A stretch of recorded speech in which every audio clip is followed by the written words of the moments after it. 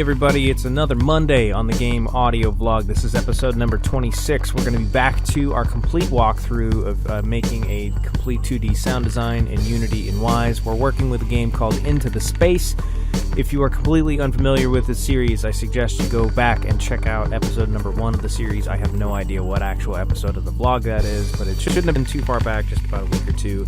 And we're on week number 6 for the vlog, so that's pretty crazy to me because I didn't think I could keep this up for 4 weeks or more, doing a video every single weekday. So thank you for watching, thank you for paying attention and being here and spreading any word that you do. I appreciate all the retweets on Twitter and all the comments on YouTube. We'll jump right into this though. Today, with Into the Space, there are 3 types of enemies. There's a blue ship, a green ship, and a red ship. They all vary only by speed and laser shots.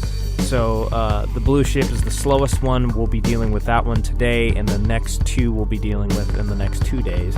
The green ship is a little bit faster and actually shoots lasers, where the blue one doesn't, and the red ship is even faster than the green ship and it does shoot lasers. The blue one is the only ship that does not shoot anything. So we're in Wwise, and I'll show you in my screenshots here.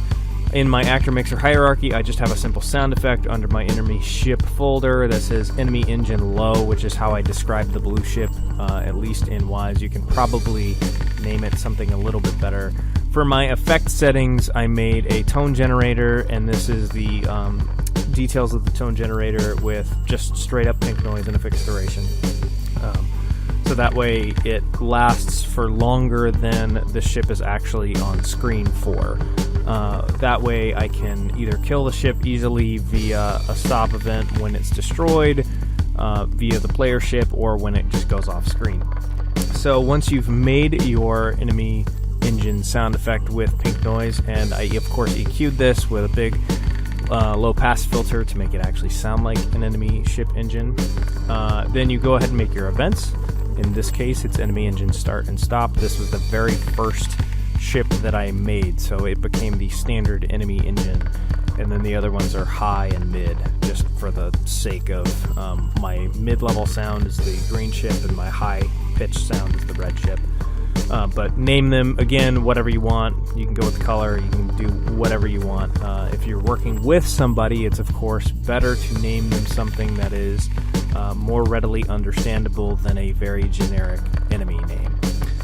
So in these 2 enemy start and enemy stop events, they're just simple play and stop events. So in this case, play enemy engine low for the action as the top screenshot, and then the bottom one is stop enemy engine low with a little bit of a fade out time and a fade in time. That way it doesn't sound like the enemy engines are just popping in and popping out. There's a tiny itty bitty bit of a natural fade for the enemy to come on screen and for the enemy to either be destroyed or fade off screen.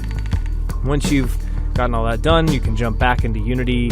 We'll go back into our prefabs folder, and then you double click enemy blue. Once you do that, the inspector should pop up, and this is the easiest one. This one has no complications, no weird coding to it at all. It's just a start and a stop event within your inspector. Again, if you don't know how to do AK event, you go to add component, and then you're adding a Wwise component, and then you want AK event. The trigger on is when the event is triggered, and then you want your start event to trigger on the start or the creation of the actual prefab itself, and then you want it to be stopped on the destroy, which will correspond to either the player hitting the blue ship and destroying it, or it going off screen. So that's should get you a simple, very basic sounding blue ship enemy engine going on the screen, turning on as soon as the enemy is on the screen, and then turn off as soon as the enemy's off the screen. This should also give you a separate sound for every single enemy engine, and it should hopefully work like that. If you have any issues, any troubles, then comment underneath the YouTube video or get me on Twitter at AdamTCrop.